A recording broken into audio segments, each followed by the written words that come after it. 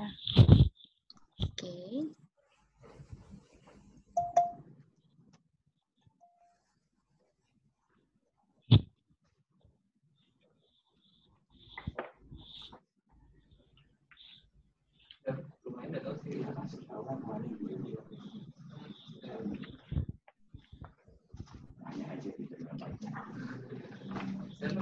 Oke.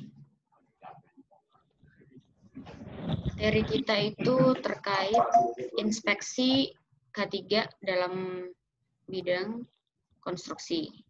Oke. Menurut Mbak Kade nih, inspeksi itu apa sih Mbak inspeksi?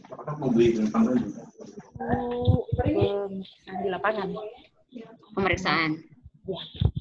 Oke. Inspeksi itu ya benar pemeriksaan, pengujian, pengecekan, pengukuran untuk segala sesuatu dan mencatat apakah sesuai dengan standar K3 yang berlaku di perusahaan. Dan inspeksi itu lebih terarah atau oriented to object. Jadi dia itu hanya berorientasi kepada satu objek. Okay. Tujuan dari inspeksi K3 secara umum adalah untuk mengidentifikasi masalah potensial, kekurangan sarana kerja, kinerja K3, nah, atau tindakan yang memadai menilai hasil kerja dan menunjukkan komitmen. Secara khusus, untuk memeriksa hasil pelaksanaan setiap rincian program K3, memeriksa sarana-sarana baru, mengukur hasil usaha, dan peranan supervisor terhadap K3. Jadi untuk inspeksi ini misalkan untuk mengukur lingkungan kerja.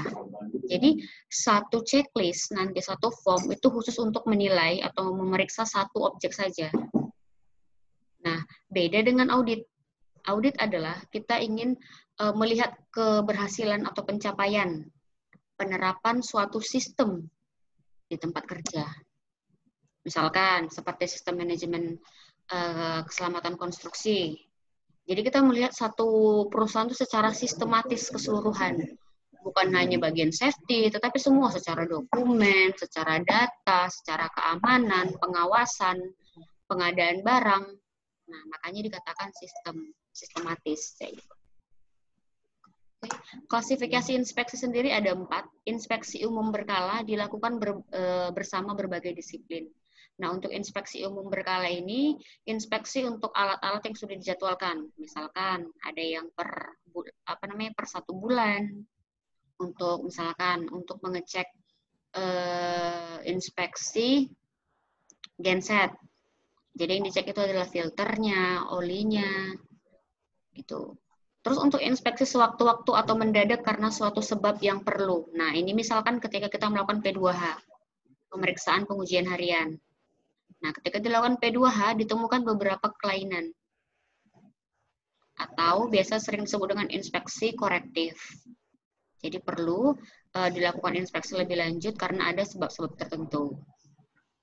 Terus yang ketiga ada inspeksi berkelanjutan pada kegiatan konstruksi dari awal hingga akhir. Nah, biasanya kalau seperti proses kerjanya Mbak, pembangunan jalan. Nah, ketika selesai, itu perlu dilakukan inspeksi berkelanjutan. Jadi untuk menguji apakah hasil pembangunan jalan tersebut sudah benar-benar sesuai dengan rencana atau program yang dibuat. Seperti itu. Oke, selanjutnya ada inspeksi khusus. Inspeksi khusus ini misalkan untuk alat baru.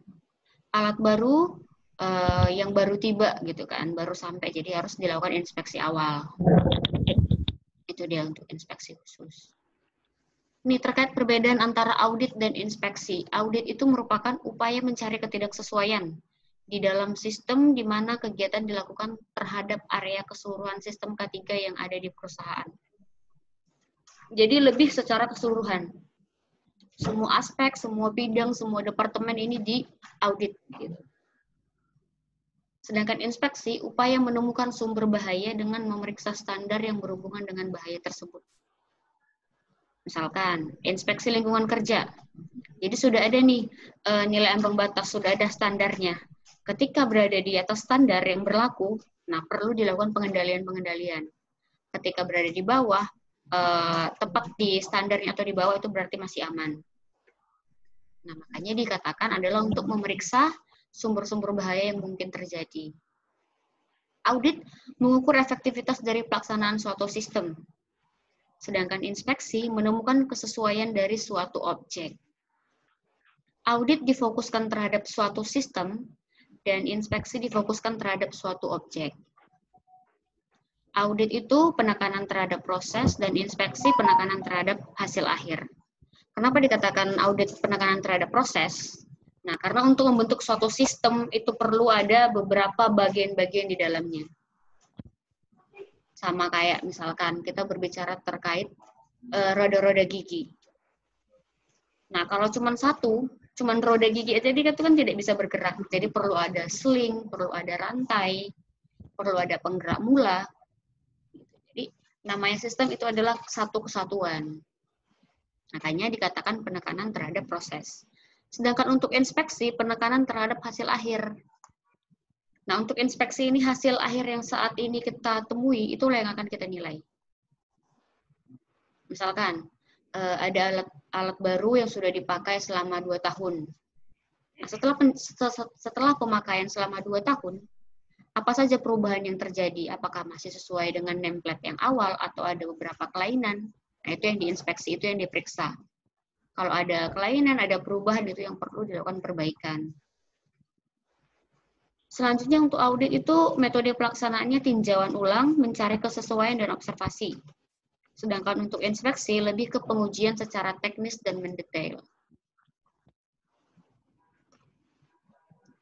Kira-kira sampai situ ada yang didiskusikan, Mbak Ade?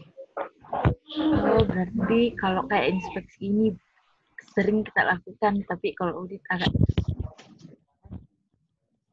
Nah, Mbak? Nggak kedengeran suaranya. Kalau inspeksi mungkin bisa kita lakukan setiap hari, tapi audit tidak. Begitu?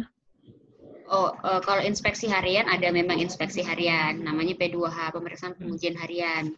Nah, itu kalau untuk inspeksi harian itu hanya sebatas kayak pengamatan visual gitu. Sedangkan ada lagi yang namanya inspeksi berkala. Nah, untuk inspeksi berkala inilah yang biasanya pemeliharaan per 1 bulan sekali, atau per 3 bulan sekali, atau kalau misalkan kita ingin inspeksi alat dari luar, pakai namanya perusahaan jasa K3 bidang inspeksi per setahun sekali.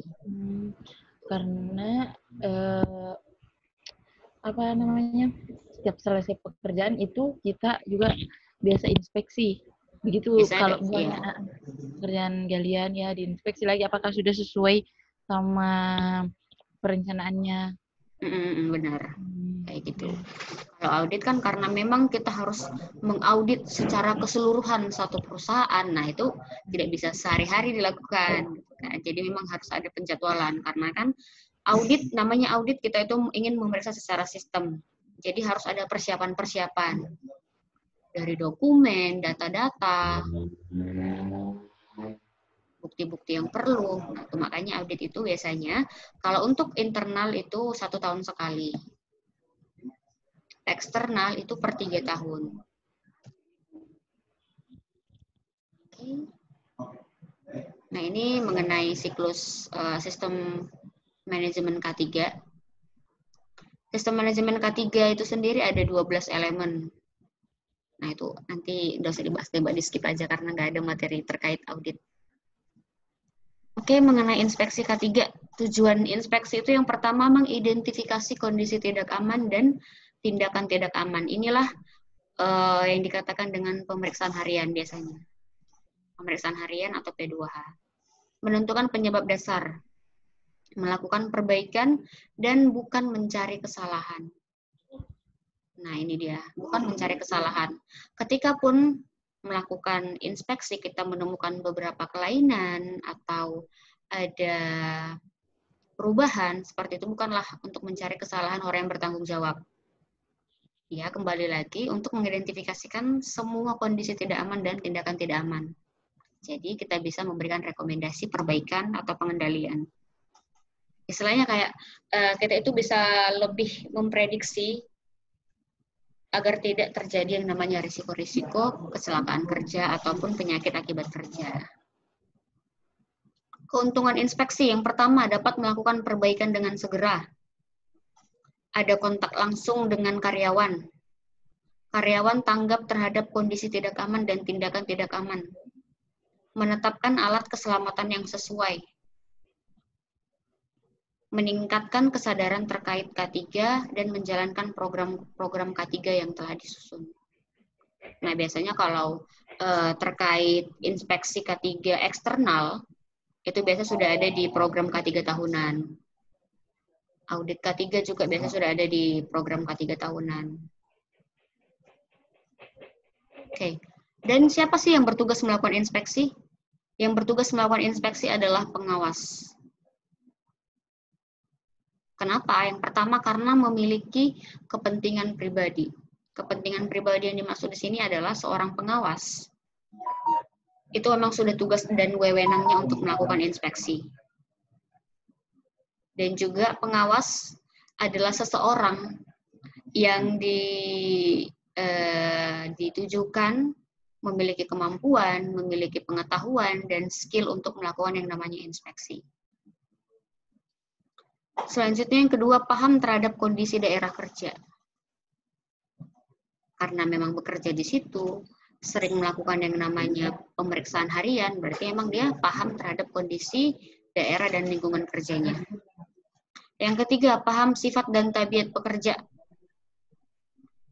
Paham terhadap karakter-karakter bawahannya atau orang yang ditugaskan kepadanya. Dapat kontak langsung dengan pekerja, mengikuti perubahan atau perkembangan, dan dapat melakukan perbaikan dengan segera. Karena kembali lagi, seorang pengawas itu bertanggung jawab atas keselamatan dan kesehatan bawahan ataupun anak buah yang ditugaskan kepadanya. Itu dia tugas seorang pengawas. Tadi, tanggung jawab K3-nya daerah kerja, pekerja, peralatan kerja yang digunakan, metode kerja yang sesuai, dan juga lingkungan kerja. Terkait faktor pribadi, kemauan atau attitude, kemampuan ataupun skill dan kompetensi, pengetahuan ataupun knowledge terkait alat-alat ataupun semua objek yang akan diinspeksi, dan juga pengalaman.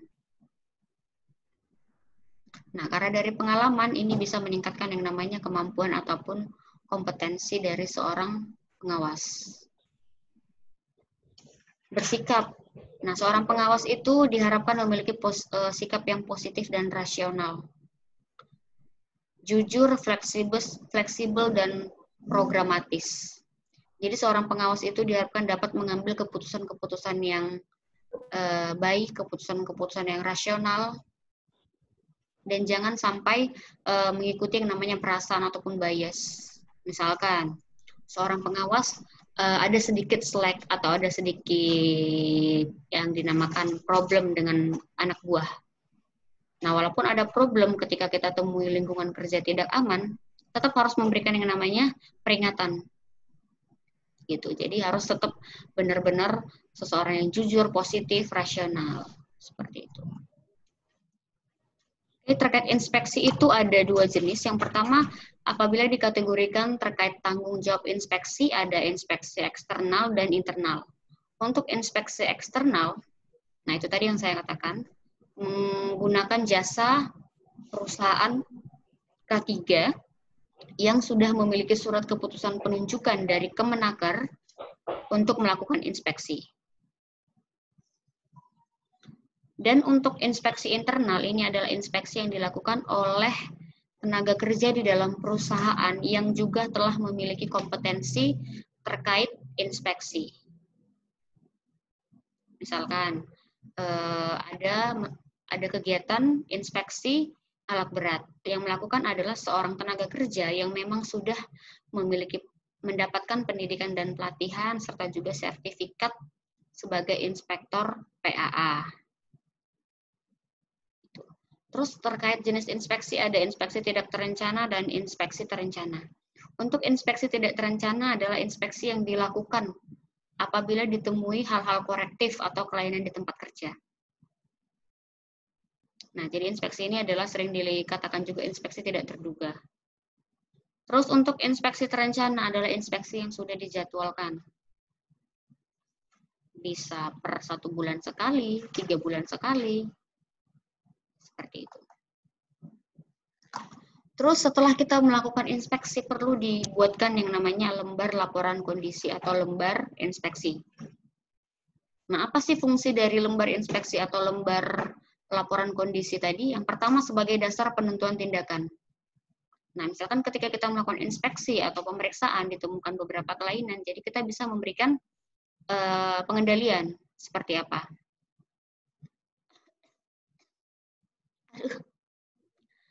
Terus yang kedua, dokumen K3 dan umpan balik karyawan. Data analisa terakhir K3, barometer kesadaran karyawan terhadap K3, dan bahan laporan Departemen K3 dan manajemen. Oke. Nah, ini dia salah satu contoh dari laporan inspeksi. Di laporan inspeksi ini ada nomor surat, ada nama form, misalkan inspeksi lingkungan K3 atau inspeksi PAA atau pesawat angkat dan angkut, revisi yang keberapa, 0 sampai sekian, tanggal efektif kapan, hari pelaksanaan misalkan Senin, tanggal 3 Agustus, waktu 08.00 sampai 17.00, atau misalkan kegiatannya itu ada shift di shift siang atau shift pagi, areanya di mana, site mana. Nah, ada lokasi yang diinspeksi, temuan-temuan yang ditemukan apa. Ketika itu memang merupakan temuan negatif atau temuan yang tidak baik, atau ada kelainan, diberikan tindakan perbaikan awal.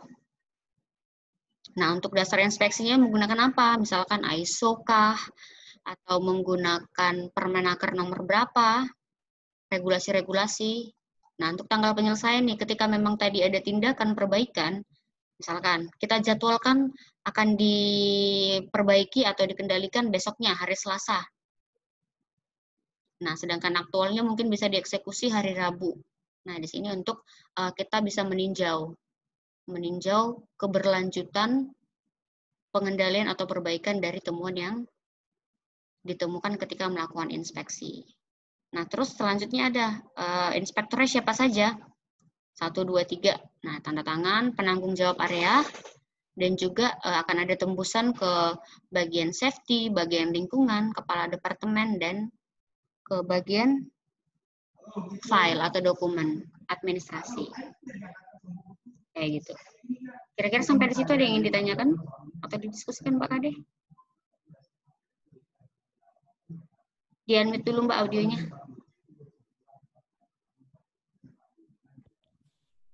Di sini yang form kolom ketiga itu contoh temuannya seperti apa?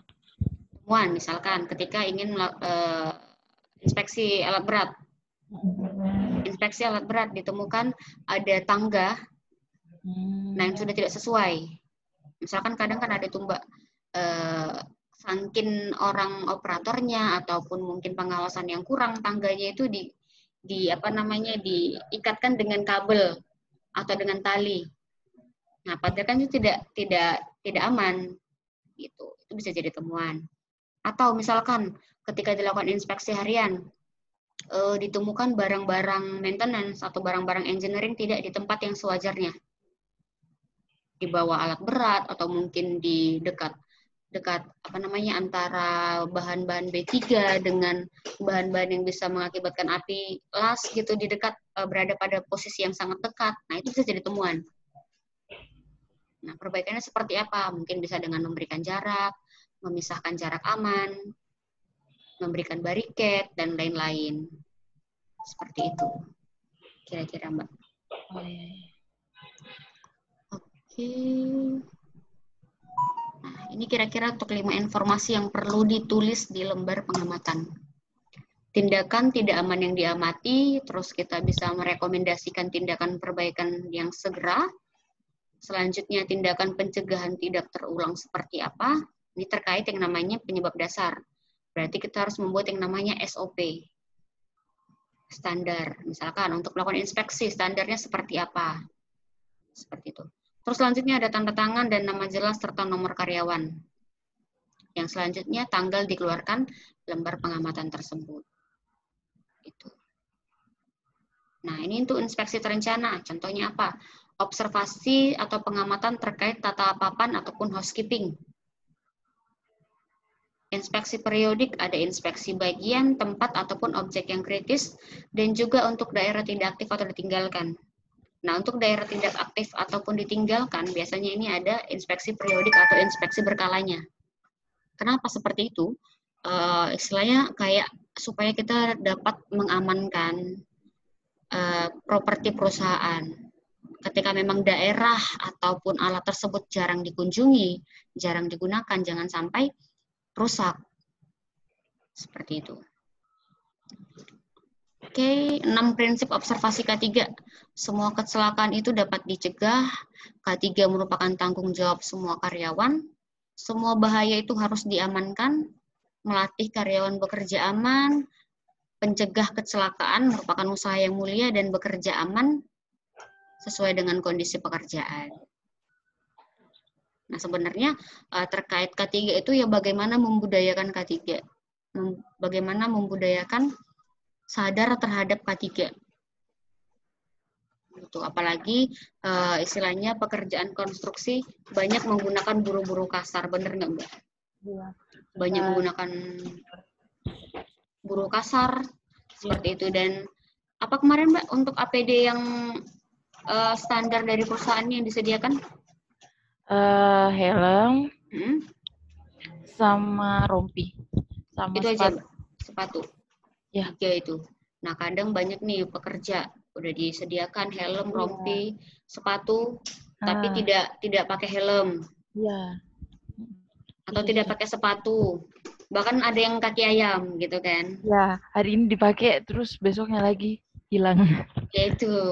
Jadi kan istilahnya kesadaran terhadap K3-nya masih kurang. Jadi lebih kayak ke ya penting dapat gaji, namanya juga buruh kasar gitu kan. Ya, sebenarnya kembali lagi ke pengawasnya juga harus rajin-rajin mengingatkan K3. Seperti apa caranya? Melakukan penyuluhan, melakukan safety talk.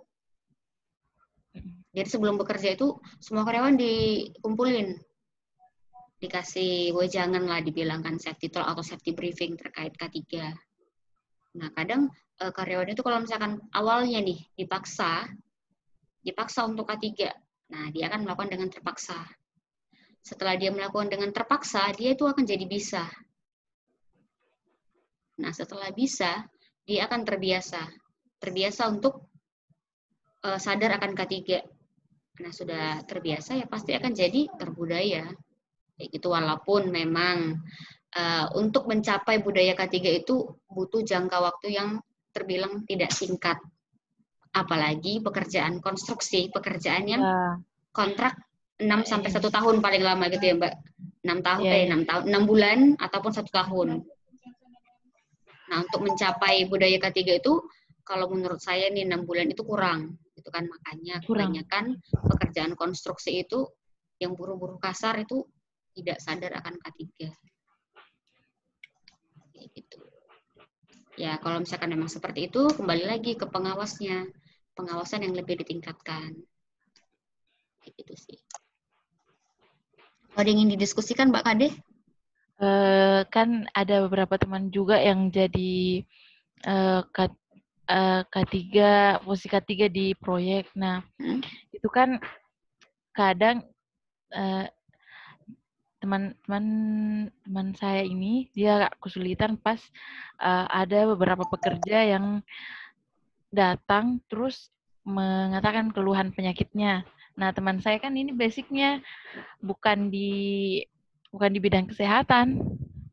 Jadi agak susah memang untuk memberikan obat-obatan. Apakah memang tugasnya memang K3 untuk memberikan obat? Jadi K3 itu atau orang safety itu hanya merekomendasikan pekerjaan agar berada pada kaidah-kaidah K3. Jadi membuatkan program atau kalau misalkan membuatkan JSA adalah yang menilai terkait rekomendasi K3. Sedangkan ketika memang terjadi yang namanya kecelakaan kerja, ada penyakit-penyakit di karyawan, itu adalah tugas para medis ataupun tenaga kesehatan. Jadi bukan tugas orang K3. Iya. Iya, tadi malam sempat bicara juga sama teman, katanya kesulitan di pas kalau ada pekerja yang mengeluh seperti itu. Itu makanya Iya, datang kemarin tahu banget. di program yang kita pelajarin kemarin Mbak terkait namanya juga menjamin keselamatan dan kesehatan. Jadi harus ada program terkait menjamin keselamatan dan program terkait menjamin kesehatan. Nah, untuk program keselamatan, yang pertama kemarin kita mengidentifikasikan potensi bahaya dan penilaian risiko.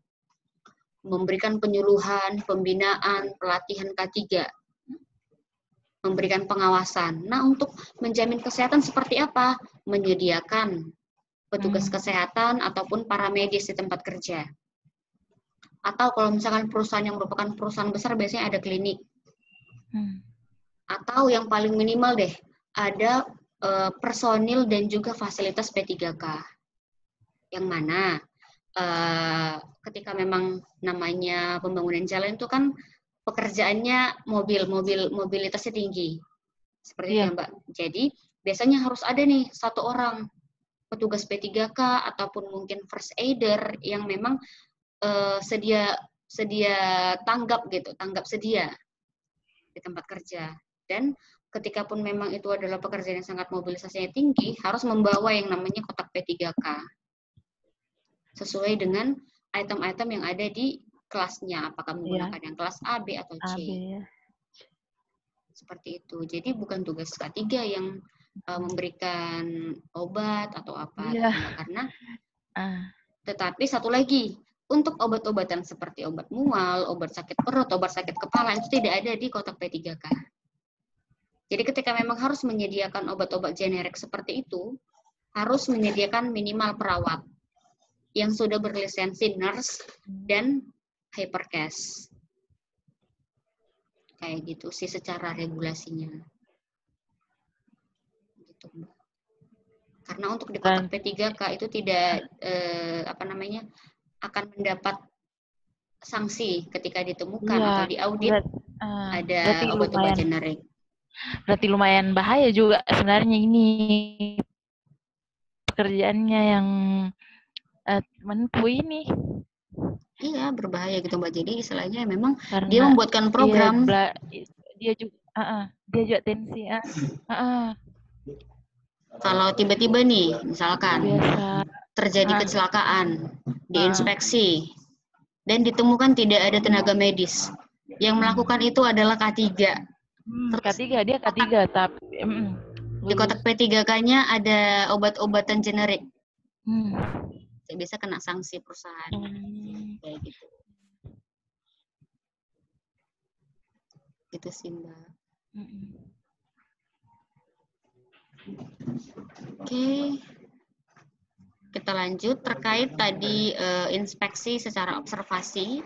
Ada housekeeping. Apa aja di housekeeping yang kita inspeksi? Gang-gang terhalang oleh barang-barang, penyimpanan perkakas, penampungan kotoran dan lain-lain, penempatan barang, penata letakan atau layout denah perusahaan, serpihan atau potongan material, ceceran zat cair.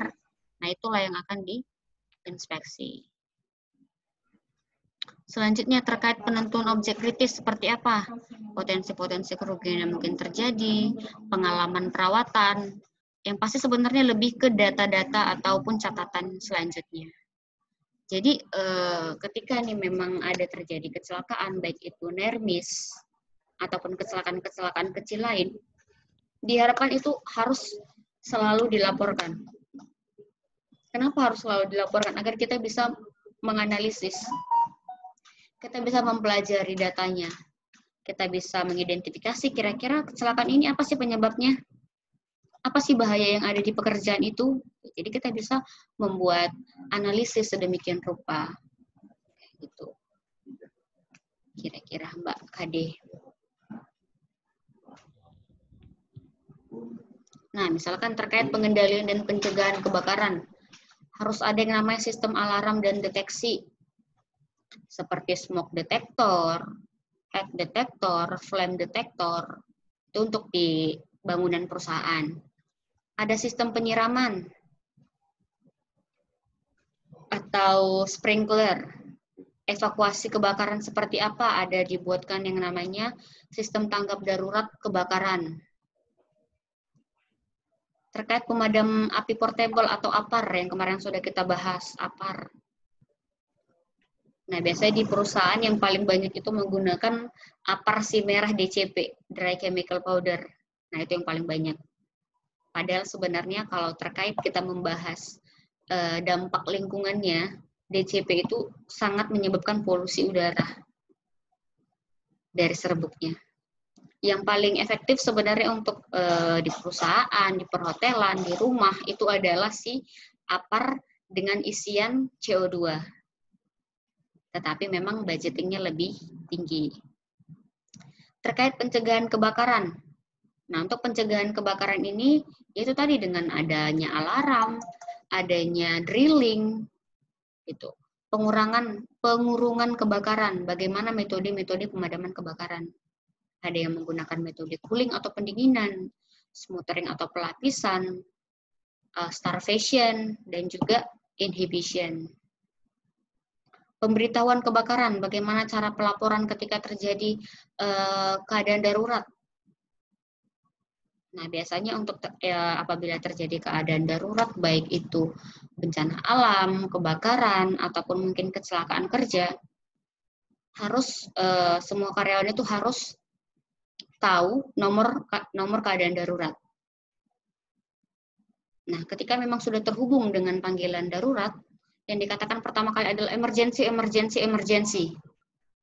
Katakan emergency 3 kali, sebutkan nama pelapor dan keadaannya. Misalkan, emergency, saya Kadriani, di area Bambu 2, terjadi keadaan darurat kebakaran. Keadaannya masih terkendali atau seperti apa, ya bagaimana Mbak Kadriani menyampaikan keadaan saat itu. Terus ketika memang kebakarannya itu adalah kebakaran yang sangat risikonya tinggi, langsung keluar aja Mbak dari ruangan menuju ke master point, kayak gitu.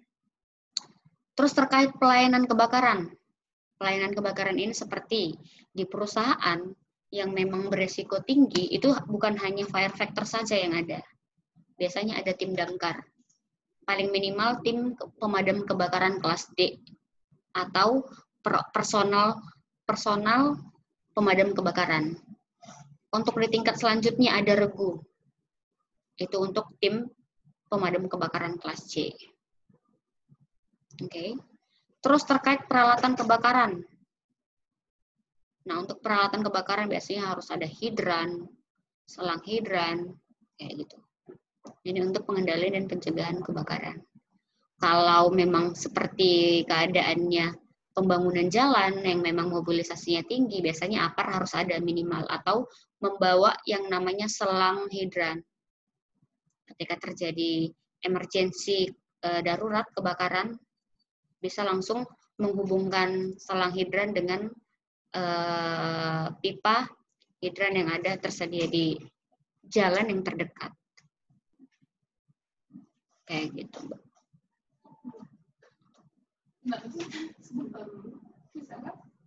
Kira-kira ada yang ingin didiskusikan, Mbak Kade?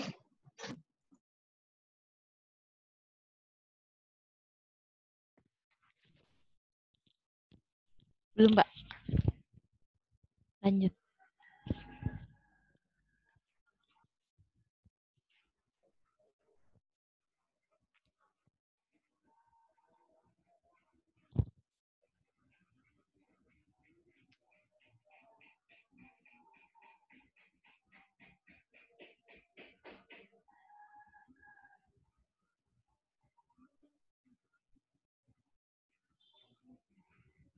Oke, terkait lingkungan dan kesehatan, lingkungan kerja, apa sih biasanya yang diinspeksi? Korosi, material-material beracun, material-material berbahaya. Kalau misalkan menggunakan yang namanya bahan berbahaya beracun, harus kita inspeksi itu terkait ada MSDS-nya, Material Safety Data Sheet, atau lembar keselamatan data. Gitu.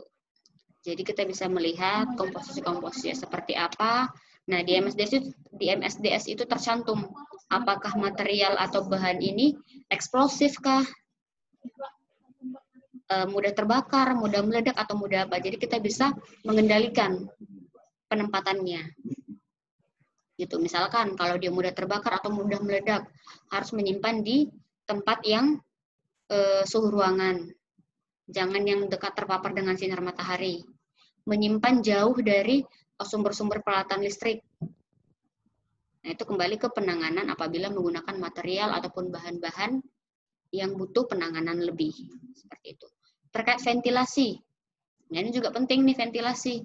Misalkan kita bekerja di kantor, ventilasinya seperti apa? Itu kan. Kebisingan, ada pengukuran. Normalnya seorang pekerja dapat terpapar yang namanya kebisingan atau noise ataupun audio suara itu di tingkat 85 desibel akustik. Lebih dari situ perlu menggunakan earmuff ataupun earplug. Terkait radiasi, ada radiasi mengion dan tidak mengion.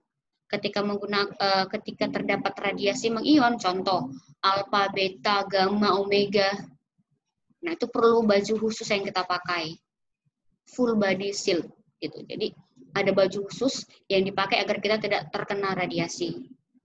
Ketika ada bahan-bahan ataupun lingkungan kerja kita itu ada radiasi tidak mengion, misalkan infrared, sinar UV, itu sebenarnya tidak mengion, tetapi berbahaya apabila kita terkena panjang gelombang di atas dari rata-rata. Seperti itu. Selanjutnya, mengenai temperatur. Biasanya temperatur suhu ruangan kalau bekerja di kantor adalah 25 derajat Celcius. Nah, ketika kita bekerja, atau misalkan nih pekerja konstruksi banyak terpapar langsung sinar matahari, 30 derajat Celcius, ataupun lebih di atas itu, 32. Nah, ketika memang berada pada terpapar suhu 32 derajat, nah itu harus dicukupi yang namanya hidrasinya, air minum, istirahat yang cukup juga. Terkait penerangan, apabila bekerja di kantor, standarnya itu adalah 300 lux atau 300 luminous.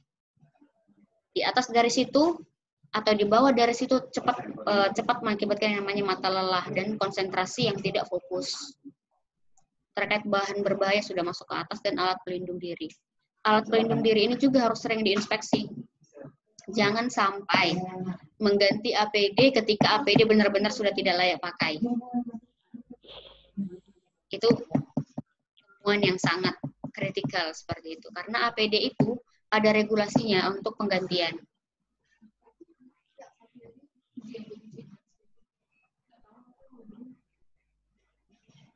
Kira-kira sampai situ yang ingin didiskusikan Mbak Kade? Belum, Mbak. Oke. Untuk tahapan inspeksi, pertama persiapan. Mulai dari menentukan personil yang ikut, siapa-siapa saja personil atau penanggung jawabnya, menyiapkan checklist ataupun form yang digunakan, menentukan objeknya apa, menentukan di mana areanya. Oke. Selanjutnya, tahap pelaksanaan inspeksi. Apa yang dilakukan? Pengamatan total. Dengan cara apa pengamatan total? Bukan hanya secara visual melihat, tetapi menggunakan kelima panca indera kita. Melihat, mencium, mendengar, meraba, dan merasakan. Oke. Selanjutnya, objek inspeksi. Apa objek yang diinspeksi? Apakah itu alat berat? Apakah itu lingkungan? Apakah itu hasil kerja? Apakah itu dengan soft skill yang lain? Nah, itu ada checklist dan form yang memang sudah disediakan. Oke, terkait pengamatan total tadi sudah. Terkait klasifikasi bahaya, apakah itu termasuk bahaya fisika, kimia, biologi, ergonomis atau biomekanik, dan juga psikososial.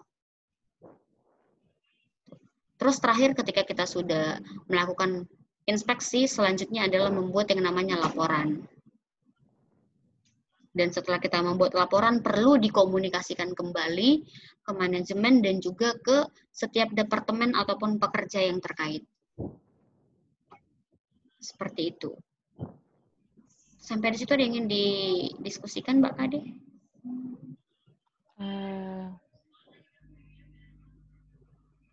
Belum, Mbak. Oke. Ya.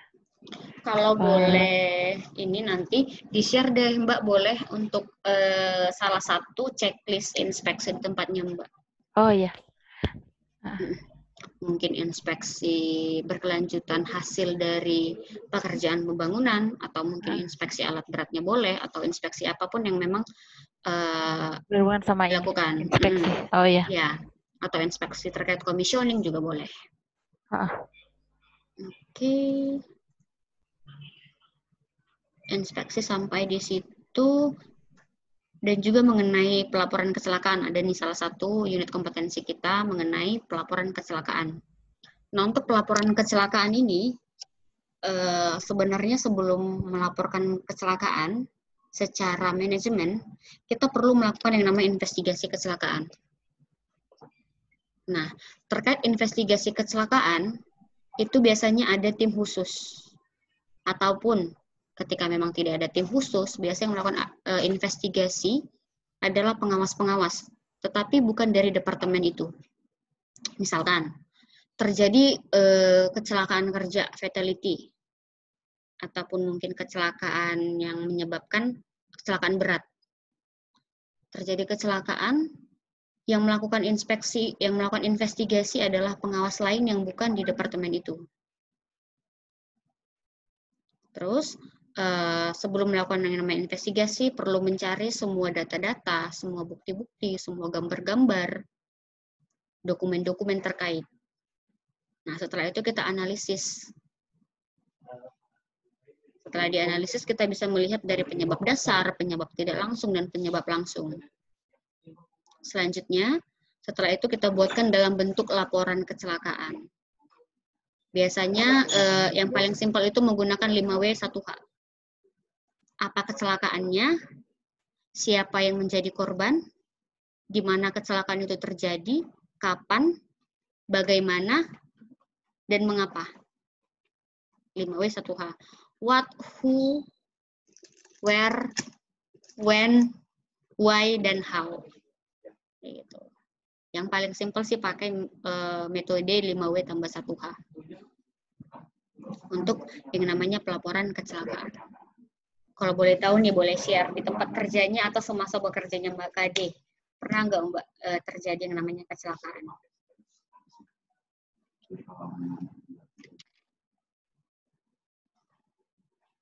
Mbak Kade, audionya masih mute Mbak? Kadang Mbak. Kecelakaan seperti apa Mbak?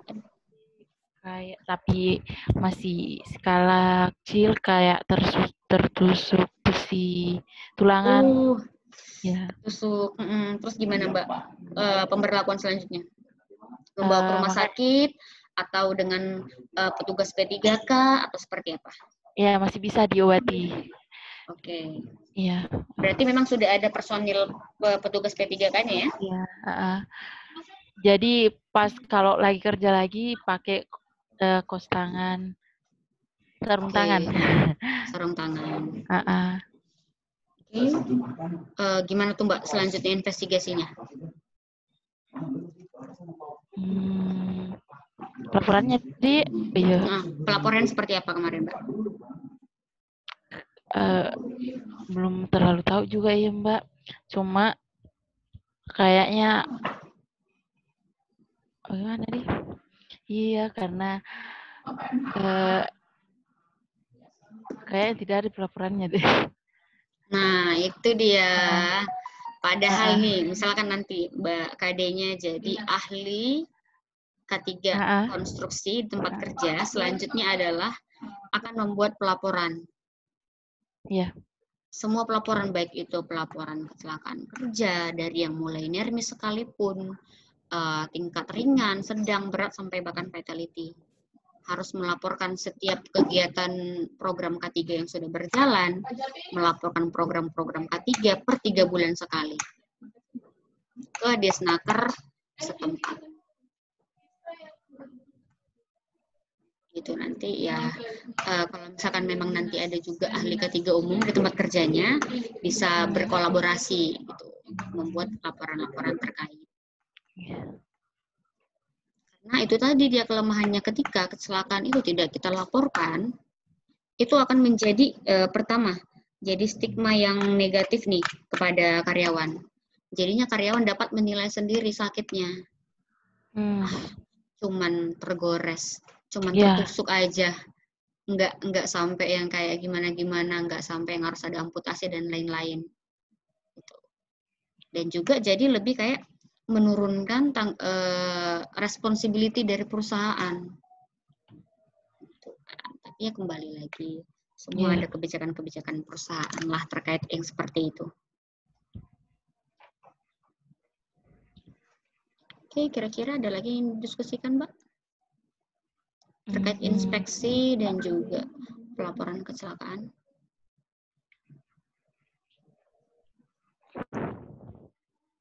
Udah, Mbak, lanjut. Oke.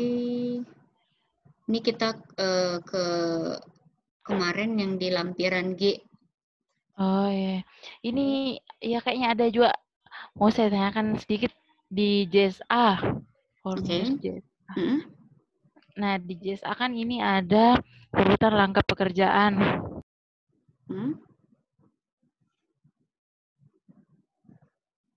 Di termute itu, Mbak, suaranya, audionya ke mute. Di JSA kan ada yang kolom pertama urutan langkah pekerjaan. Nah, apakah seperti apa lagi namanya? Tunggu, Mbak.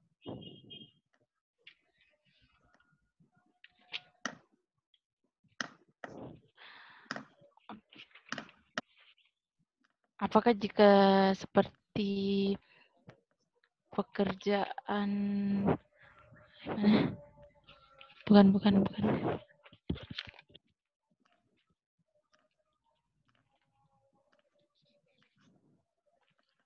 Mana tadi ini.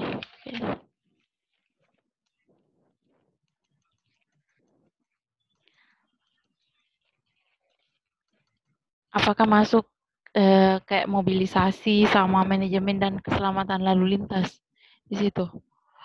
Kan misalnya di IBPR itu masuk mobilisasi. Jadi gini, Mbak, untuk JSA itu adalah analisis keselamatan untuk suatu aktivitas kerja. Dan menguraikannya dalam langkah-langkah kerja yang sederhana, kemudian mengidentifikasikan bahaya apa yang mungkin terdapat di langkah tersebut, dan juga resikonya, kemudian terakhir memberikan rekomendasi pengendalian. Manajemen. Nah, misalkan untuk aktivitas pembangunan jalan, apa langkah kerjanya? Pertama, persiapan alat dan bahan. Untuk persiapan alat dan bahan, misalkan persiapan alat beratnya dulu deh, persiapan alat berat. Apa yang dilakukan pertama? Memarkirkan alat berat. Potensi bahayanya apa? Alat berat terparkir pada posisi yang tidak aman, atau misalkan memarkirnya di tengah, tidak di pinggir, tidak pada posisi yang seharusnya. Apa resikonya? Dapat tertabrak atau menabrak. Apa rekomendasi pengendaliannya? Memberikan barikade atau memberikan yang namanya safety cone. Kayak gitu. Jadi untuk JSA itu kita harus bisa membuat langkah-langkah kerja sederhana aja. Mengurutkan langkah-langkah kerja yang paling sederhana terkait satu aktivitas kerja. Oh, satu aktivitas kerja satu aktivitas saja. Berarti kalau misalnya kan di satu pekerjaan ini ada kayak pekerjaan galian, pekerjaan penimbunan. Nah, ya, itu penggalian diuraikan lagi. Untuk penggalian itu apa? Penggalian itu seperti apa? Berarti pertama harus menyiapkan alat. Alat-alat berat atau alat dan bahan apa yang digunakan. Apa potensi bahayanya, apa risikonya, apa pengendaliannya. Setelah menyiapkan alat, apa yang dilakukan? Membuat ukuran. dari mana ke mana yang akan digali. Gitu. Setelah itu melakukan penggalian menggunakan EXA. Melakukan penggalian menggunakan EXA. Apa potensi bahayanya? Blind spot, misalkan. Apa resikonya? Ada orang ataupun apalah itu yang bisa tertimpa, terlindas. Rekomendasi seperti apa? Perlu ada komunikasi dua arah. Perlu ada pengawasan. Kayak gitu. Jadi JSA itu lebih ke kita membuat urutan-urutan langkah kerja satu aktivitas kerja. Dan kita mengidentifikasikan apa saja bahaya dan risiko yang mungkin terjadi. Dan memberikan rekomendasi pengendaliannya. Itu Mbak Ade. Tapi kan di sini sepertinya JSA-nya itu ada keterangan uraian langkah kerja tidak lebih dari 10 item. Ya, makanya untuk satu aktivitas itu satu aktivitas saja. Jangan misalkan nih kita ingin membangun tiang atau membangun jalanan, tapi kita buat lagi aktivitas mobilisasi ke sana, terus menurunkan alat dan bahan. Nah, itu sudah beda aktivitas. Jadi dibuatkan satu aktivitas yang memang sudah benar-benar siap kerja. Paling banyak untuk JSA itu 4, 5, sampai 6 urutan langkah kerja saja. Gitu. Misalkan untuk mobilisasi itu sendiri aktivitasnya. Iya. Gitu. Oh.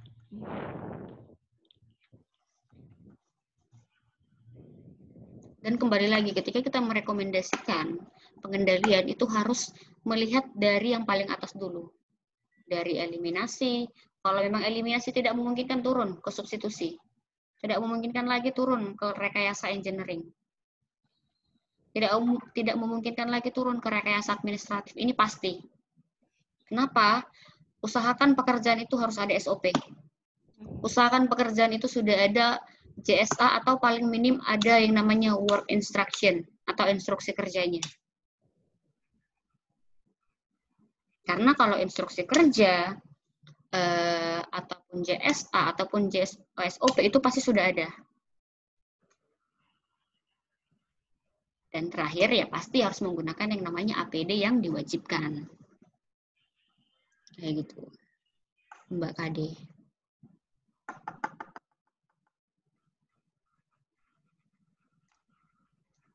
Kira-kira sampai di situ ada yang ingin didiskusikan lagi? Lanjut nih, Mbak. Oke, kita ke ini kemarin ya, Mbak, terkait penerapan sistem manajemen keselamatan konstruksi atau SMKK. Perincian kegiatan ini yang pertama melakukan yang namanya penyiapan RKK, penyiapan atau mempersiapkan rencana keselamatan konstruksi. Kayak konstruksi. Konstruksi. Kerja. Nah, ini skupnya adalah konstruksi, RKK ini kepanjangan dari rencana keselamatan konstruksi. Apa aja yang dibuat, yang diperlukan? Pertama, membuat dokumen rencana keselamatan konstruksi. Membuat prosedur dan instruksi kerja. Nah, ini nih, dari awal saja sudah harus ada yang namanya prosedur dan instruksi kerja. Atau bahasa Inggrisnya ini work instruction. Untuk work instruction ini hampir sama dengan JSA. Bedanya adalah untuk work instruction itu tidak ada identifikasi bahaya. Hanya berisikan bagaimana langkah kerja yang baik dan aman. Oke. Selanjutnya yang C, menyiapkan formulir ataupun checklist untuk semua yang membutuhkan, misalkan terkait inspeksi, perlu dilakukan P2H, perlu dilakukan audit, apa segala macam itu harus ada formulir ataupun checklistnya. Jadi, agar kegiatan yang kita lakukan ke depannya itu lebih mudah, karena sudah ada standar untuk formulir ataupun checklist. Selanjutnya setelah persiapan RKK, yang kita lakukan adalah sosialisasi, promosi, dan pelatihan. Seperti apa? A. Memberikan yang namanya induksi keselamatan construction atau safety induction.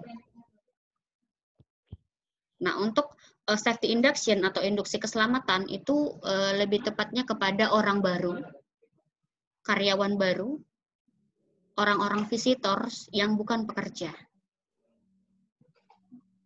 Jadi perlu kita berikan induksi terkait keselamatan konstruksi yang di bidang konstruksi. Terus terkait pengarahan keselamatan konstruksi, safety briefing, ini lebih ke pekerja yang akan mulai bekerja. Jadi diarahkan nih, bagaimana bekerja yang aman, sesuai dengan standar yang ada, sesuai dengan JSA yang ada, atau sesuai dengan SOP yang ada. Terus selanjutnya ada pertemuan mengenai keselamatan, safety meeting, safety talk, atau toolbox meeting. Ini lebih seperti misalkan di pagi hari ada safety talk, ada satu tema tentang K3 antara pengawas dengan bawahannya, itu yang disebut dengan safety talk. Antara beberapa pengawas dengan beberapa pekerja, itu yang disebut dengan safety meeting. Antara beberapa orang, beberapa departemen, beberapa pengawas dalam satu perusahaan, ada yang namanya juga safety committee meeting. Jadi skupnya lebih besar. Selanjutnya, terkait pelatihan keselamatan konstruksi. Biasanya yang paling dasar itu ada first aider atau pertolongan hidup dasar, ada firefighter, ada pelatihan working at height.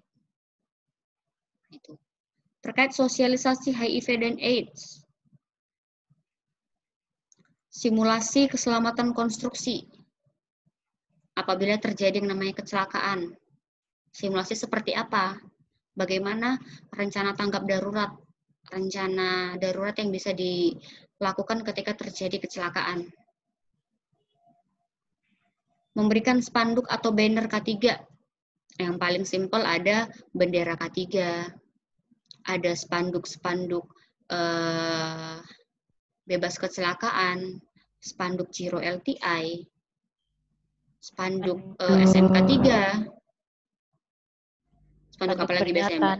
Spanduk peringatan, tunjuk, spanduk Undang-Undang 170.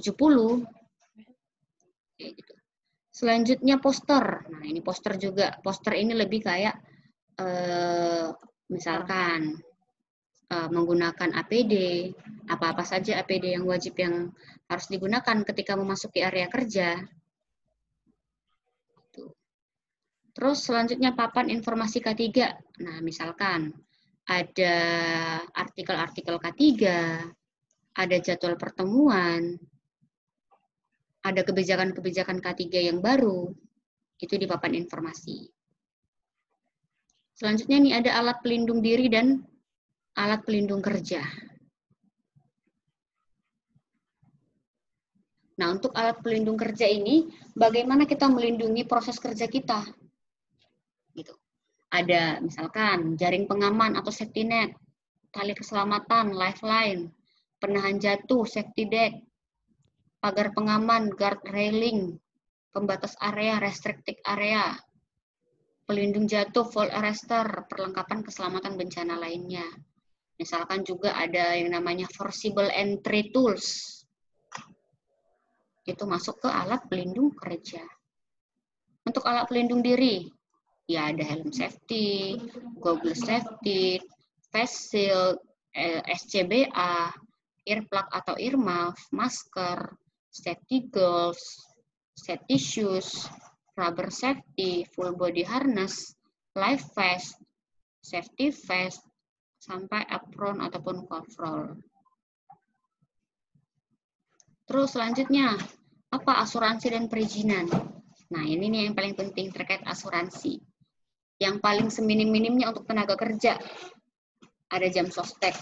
Sekarang BPJS Kesehatan dan juga BPJS Ketenagakerjaan. Itu terkait asuransi kesehatan.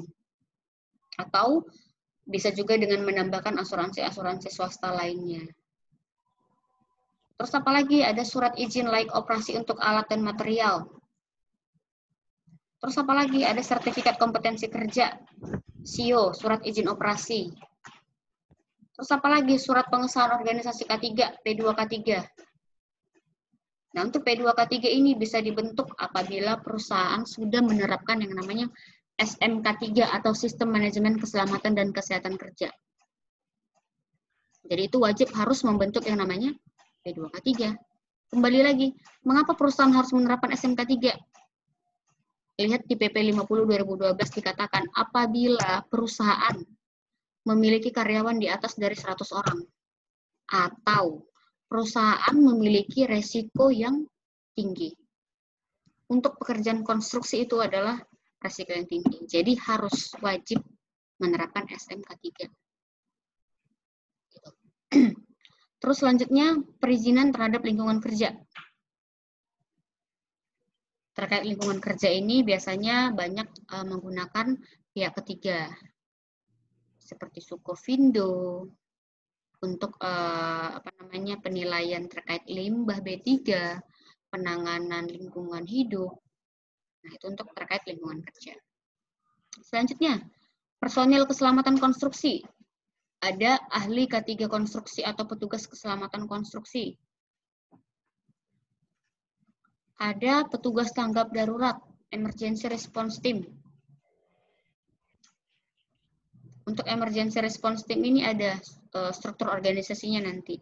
Ada yang sebagai commander, sebagai leader, sebagai eksekutor, dan di bawah-bawahnya ada first aider dan juga firefighter. Oke, selanjutnya ada petugas P3K.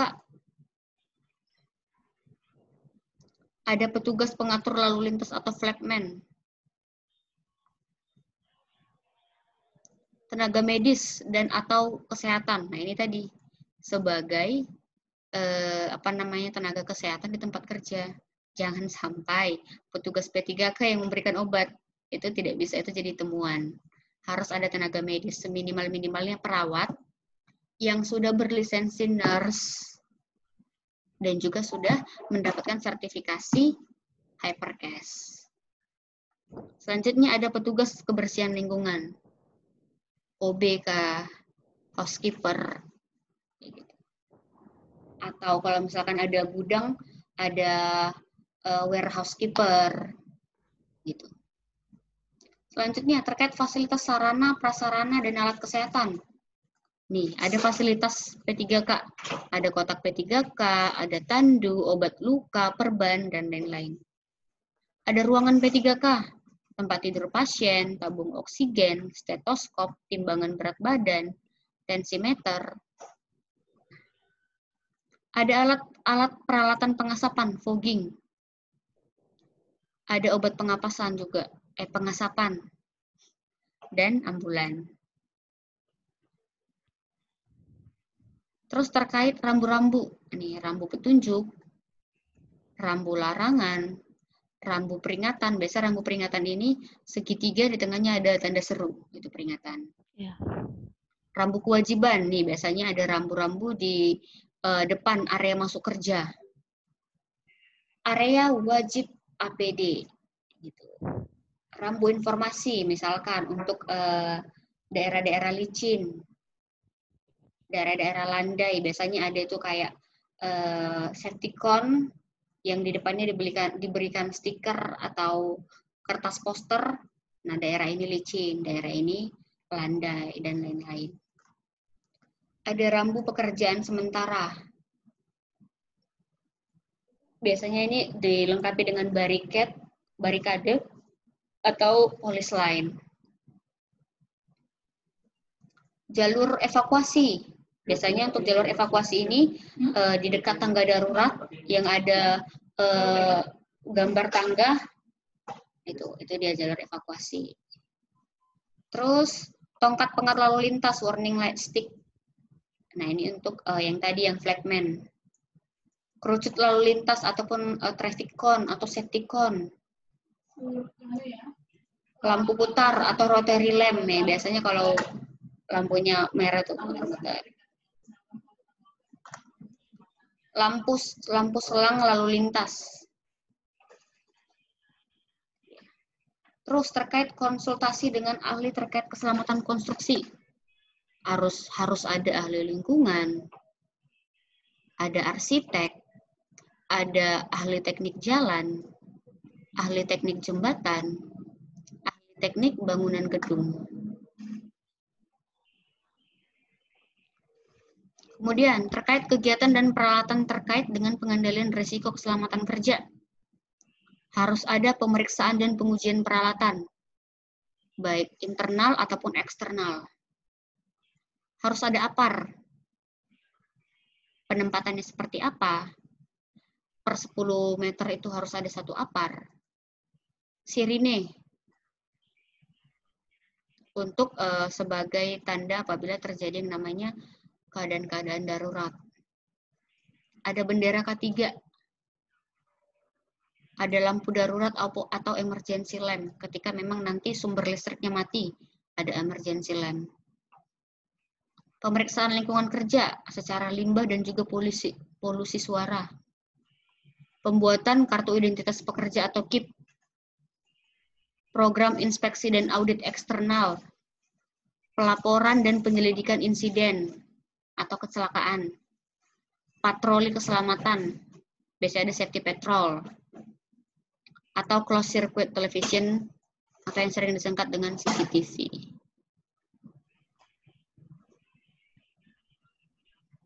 Kira-kira sampai di situ ada yang ingin ditanyakan, Mbak Kade?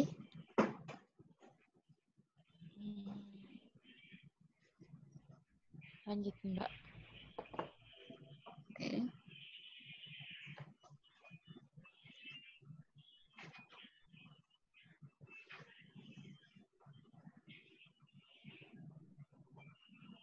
Nah, ini penetapan tingkat risiko keselamatan ya, ini draftnya aja sih, draft penulisan.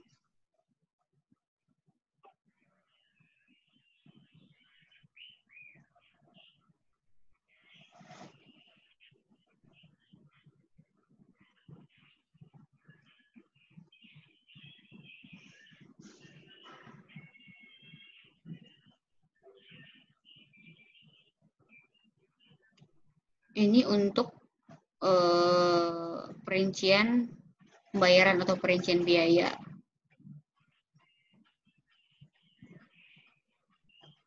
Jadi nanti bisa dilihat sendiri aja.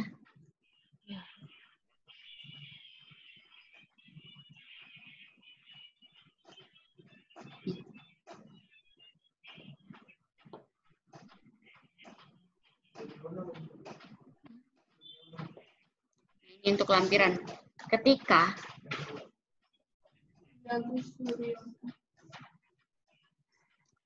pekerjaan konstruksinya itu memiliki resiko yang besar, harus ada minimal seorang ahli media. Untuk sedang harus minimal ada ahli muda. Dan juga kecil harus minimal ada ahli muda 1. Dan juga harus memiliki seorang petugas keselamatan konstruksi. Oke. Nih. Bagaimana mengidentifikasikan risikonya? Risiko keselamatan konstruksi kecil memiliki perbandingan antara jumlah ahli K3 konstruksi per petugas keselamatan konstruksi dengan jumlah tenaga kerja, 1:60. Berarti satu petugas keselamatan konstruksi untuk 60 pekerja. Misalkan pekerjanya ada 61, berarti harus ada 2 petugas. Untuk risiko keselamatan konstruksi sedang, 1:50. 1 orang ahli K3 konstruksi untuk 50 orang pekerja. Kalau ada 51, itu harus ada 2 ahli konstruksi. Ketika risiko keselamatan konstruksinya besar, 1:40. 1 orang ahli K3 konstruksi berbanding 40 pekerja. Ketika berada di 41 atau lebih, itu harus ada 2 ahli K3 konstruksi. Untuk petugas keselamatan konstruksi dibantu oleh pekerja yang telah mendapat pelatihan K3 konstruksi di internal. Pendelegasian tugas penerapan SMKK sebagian diberikan kepada pekerja yang sudah mendapat pelatihan secara internal ataupun eksternal.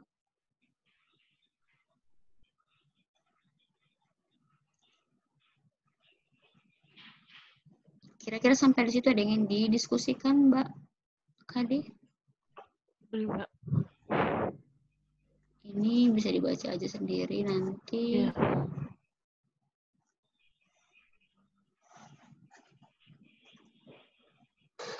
Oke, kita ke ini. Keadaan darurat. Itu perlu disusun prosedur keadaan darurat sesuai dengan kondisi dan sifat bahaya. Misalkan ketika terjadi kebakaran, seperti apa keadaan rencana tanggap daruratnya? Yang pertama harus melaporkan. Terus yang kedua, misalkan untuk bangunan berlantai, ada penanggung jawab lantai 1, 2, dan 3. Penanggung jawab lantai 1 akan bertanggung jawab kepada seluruh keselamatan orang yang ada di lantai 1. Lantai 2, penanggung jawabnya untuk seluruh lantai 2. Gitu. Ketika terjadi kecelakaan, ketika terjadi peledakan, seperti apa harus ada dibuatkan yang namanya rencana tanggap darurat. Terus untuk SOP darurat harus disosialisasikan dan dilatih kepada semua pekerja.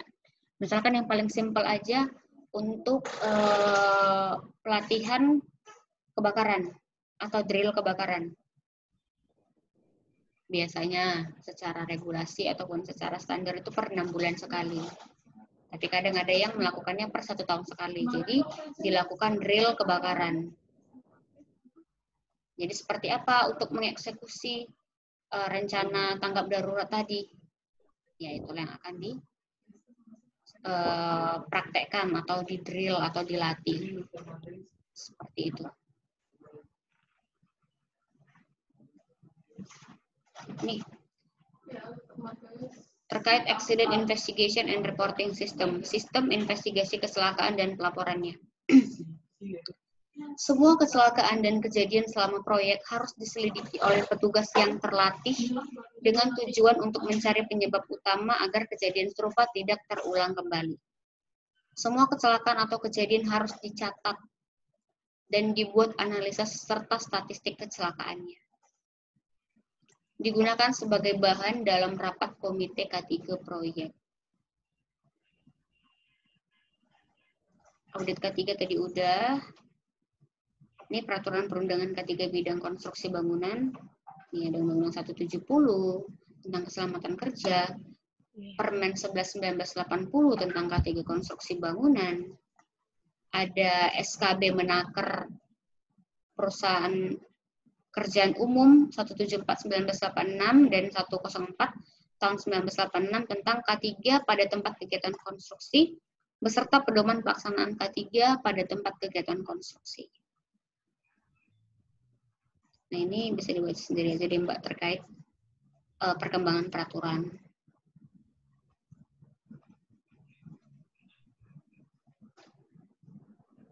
Nah, menurut surat keputusan dari Menteri Ketenagakerjaan dan Menteri Pekerjaan Umum 174/1986, ada beberapa ketentuan umum.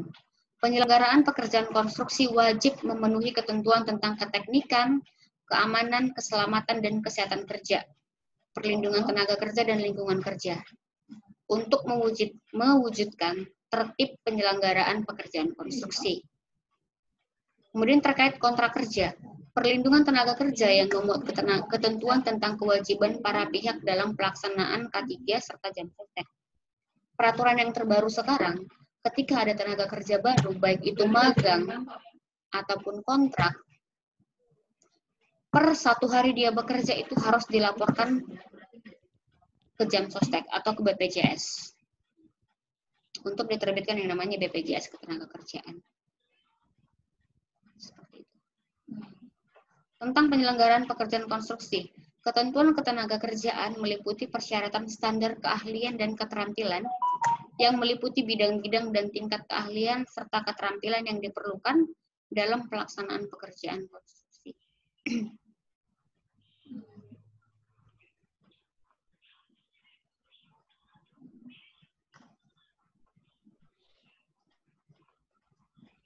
Ini untuk sanksi-sanksi yang mungkin diterima ada pertama di awal administrasi tertulis, penghentian sementara, pembatasan kegiatan, pembekuan izin sampai pencabutan izin oleh Depnaker Trans provinsi setempat. Penyelenggaraan K3 pada proyek konstruksi yang pertama dimulai pada tahap perencanaan, unsur-unsur apa saja yang terlibat, komitmen K3 manajemennya seperti apa, pembentukan organisasi P2K3 atau Panitia Pembina Keselamatan dan Kesehatan Kerja, kerangka dan penjabaran tugas atau job description, ada pembinaan, sosialisasi, ada pengawasan terkait aktivitas kegiatan, pengawasan internal dan eksternal, terakhir ada reward dan punishment. Misalkan, bagaimana sih cara yang paling efektif untuk meningkatkan kesadaran K3 pekerja? Dengan reward atau punishment? Kalau saya pribadi lebih merekomendasikan reward. Jadi dibuat nih reward. Akan diberikan reward kepada pekerja yang taat APD dalam 1 bulan. Misalkan mungkin dengan penambahan gaji 100.000 kah atau 50.000 kah. Jadi bukan best to punishment. Jadi kadang kalau misalkan nih punishment mungkin dengan SP, teguran, konseling, kadang pekerja itu merasa, udahlah, nggak apa-apa, nggak taat, paling cuman konseling, paling cuman SP. Jadi kadang lebih dianggap sepele, sedangkan ketika kita memberikan best to reward berdasarkan atau tergantung dari adanya pemberian penghargaan, kadang pekerja itu lebih antusias. Nanti ada reward nih untuk pekerja yang taat APD. Kayak gitu. Objek-objek spesifik pada proyek konstruksi, kondisi umum, tempat dan lingkungan kerja, alat mesin dan instalasi, perancah, tangga, alat angkat, alat konstruksi atau alat berat, konstruksi bawah tanah, penggalian, pemancangan, pekerjaan beton, pekerjaan peledakan, ataupun pekerjaan penunjang untuk finishing. Nah, ada sertifikasi dan kompetensi personel, tadi sudah kita bahas. Nah, untuk pelatihan sertifikasi, ini untuk yang memang terkait minimal pendidikan dan pengalaman kerja. Kira-kira sampai di situ ada yang didiskusikan, Mbak Ade?